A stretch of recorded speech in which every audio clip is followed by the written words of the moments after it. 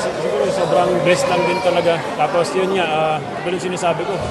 Sobrang special niya ito and siguro kailangan ko lang rin talaga mag-step up. Nagkataon na yung focus kasi ng depensa nila kay Junmar. So kaya medyo nakakalubag-lubag ako at sinipagan ko na lang din. Sobrang special kasi pero ganun sabi ko, kala ko after nung game ko nung natapilok ako, hindi na makakabalik eh. Kasi medyo masakit talaga yung pa ako nun. Pero yun nga, nilabanan lang yan masasabi ko sulit naman yung sulit naman yung pagod tsaka yung sacrifice naman. Pero kanina nung naglaro ka, 100% ka ba o ilang percent ka lang ba Wala kanina? na yun, hindi ko sabi ko nga hindi ko na iniisip yung Though sore yung sore yung pinulikat kasi ako nung nakaraan, sobrang sore. Pero sabi ko, di mo naisipin yun pag ganitong mga importanteng laro. Bahala na. May mga times kanina yung TNT, muntik na sila makakambak pero ikaw yung nakikita namin na kumukuha ng clutch basket. Siguro, what was going through your head nung mga time na yun? Katulad naman yung sinasabi ko nung nakaraan wala namang nanalo ng first quarter lang or second quarter.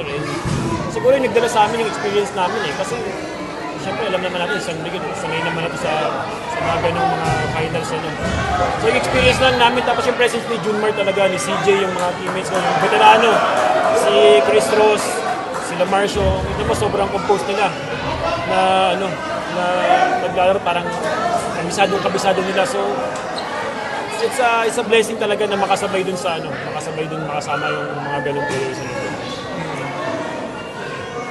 Rodney, light question lang sa akin. Ano masasabi mo lang na tuwing mahawa kami yung bola, yung chant ng crowd? Seaman, ano lang masasabi mo doon? Grabe yung hatak mo sa crowd.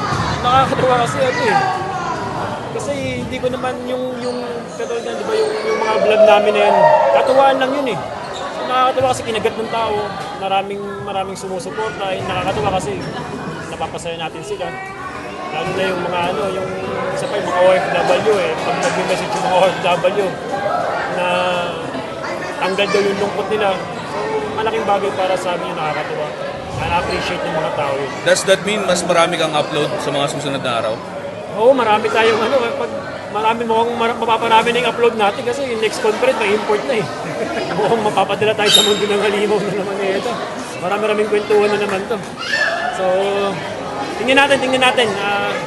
Marami pa naman tayong kwento nakaabang lang. Thank you, Rodney. Pero baka sa pinakita mo, baka makakaalis ka na sa mundo ng halimaw sa Commissioner's Cup.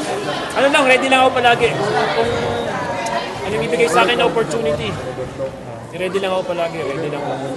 Tawagin yung number ko, whether first 5, second 5, or kahit garbage or ready lang ako kasi ito yung trabaho ko blessing talaga na nandito ako sa sitwasyon na to. Sinong mag-aakala, di ba? Hindi naman iba yung story ko na galing lang ako sa interbarangay lang ako talaga tapos biroin mo. Nag-champion na nga ako. Biroan nga namin nila Jericho at ni Don kanina. Sabi pare, hindi tayo nag-champion sa UAAP kasi pang PBA pala tayo. Di ba? Titingnan na lang namin yung bright side ng mga sitwasyon.